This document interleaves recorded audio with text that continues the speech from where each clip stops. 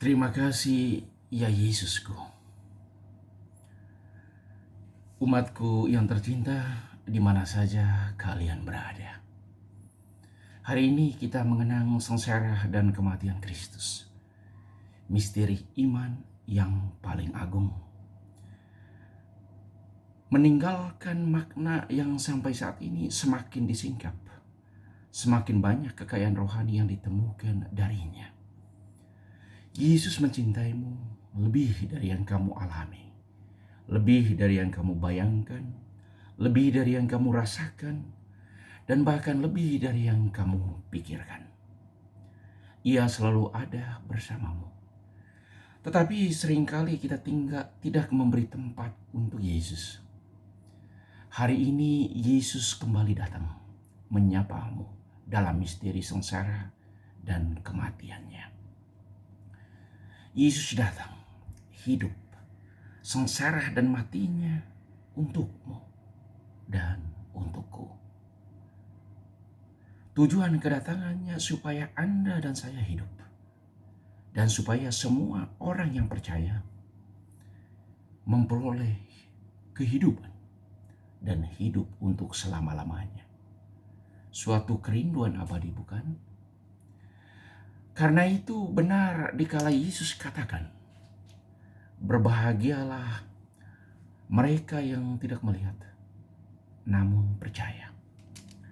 Mungkin Anda dan saya termasuk dalam kelompok ini.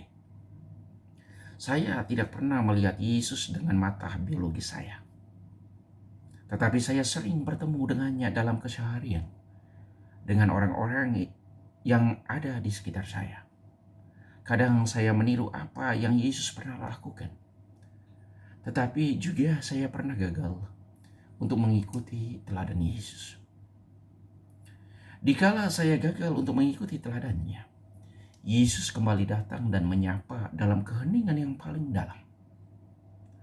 Hai Greg, kenapa kamu melupakanku? Saya terperanjat dan tersadar kembali bahwa Yesus selalu ada. Dan dia tidak pernah meninggalkan saya seorang diri. Ia ada di sampingku untuk menolong, mengingatkan, dan bahkan memapa saya di saat saya terperosok. Yesus sungguh baik untukmu dan untuk saya, untuk semua orang yang percaya. Kadang kebaikan Yesus itu kita balas dengan hal-hal yang tidak menggembirakan. Balasan yang kita lakukan itu wujudnya dalam bentuk kata-kata, sikap, dan tindakan nyata setiap hari. Sadar atau tidak, ekspresi diri kita setiap waktu adalah cara kita membalas kebaikan Yesus. Saudaraku, sampai di sini coba Anda lihat kembali seluruh pengalaman hidupmu yang membuatmu seperti sekarang ini. Coba untuk lebih tenang dan berikan sedikit waktu untuk merenung. Melihat jalan yang pernah kamu lalui, pekerjaan yang pernah kamu lakukan, teman yang pernah kamu dekat dengannya, sukses dan gagal yang pernah kamu alami, suka dan duka yang pernah kamu rasakan, kebanggaan dan kehancuran yang pernah kamu lalui. Juga lihatlah kembali sikapmu dengan orang tuamu, dengan saudara-saudarimu, serta dengan anggota keluarga besarmu, atau dengan orang-orang yang ada di sekitarmu. Sesudah melihat itu semua, masih adakah tempat buat Yesus di hatimu, di tengah keluargamu, dan dalam hidupmu setiap waktu? Saya pribadi mengamininya, bahwa dikala Yesus kita lupakan, pasti banyak hal yang tidak menggembirakan kita akan hadapi. Sebaliknya, di saat kita selalu bersama Yesus dalam ketulusan dan kerendahan hati, pasti banyak kemudahan yang kita alami.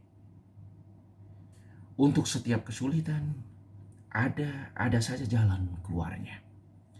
Untuk setiap kesusahan, ada saja orang yang akan membantu. Untuk setiap hal yang mendesak dan penting, pasti ada saja orang yang akan menawarkan pertolongan. Yesus bekerja dalam diam.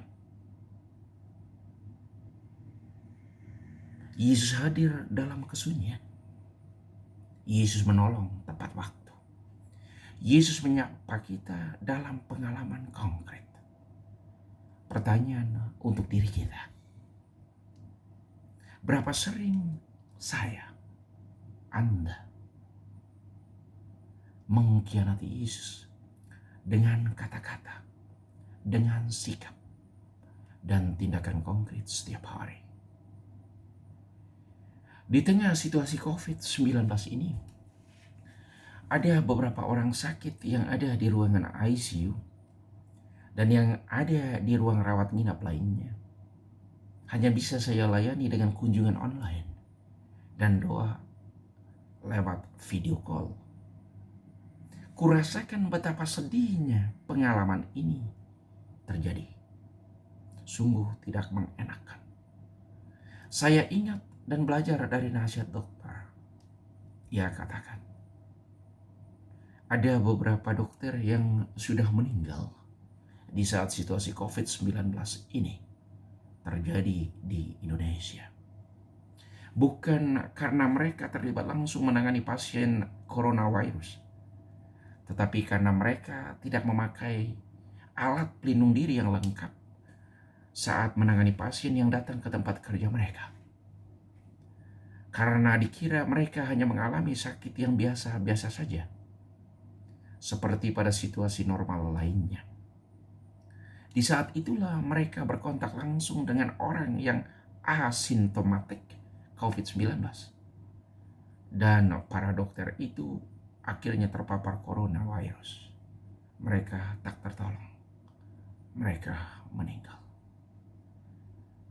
Karena ada orang tanpa gejala khusus adalah karier dari virus corona.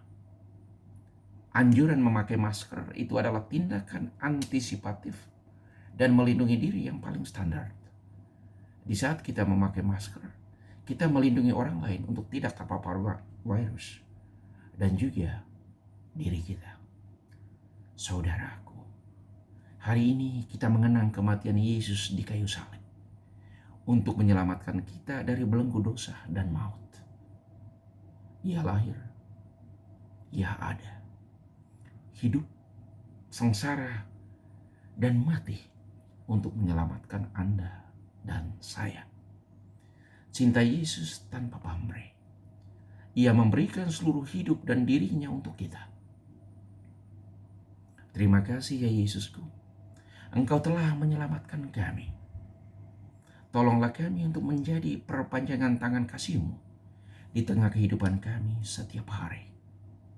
Jadikanlah kami semua sarana yang membawa sukacita-Mu kepada siapa saja yang kami jumpai. Selamat merenungkan kisah sengsara Tuhan kita Yesus Kristus.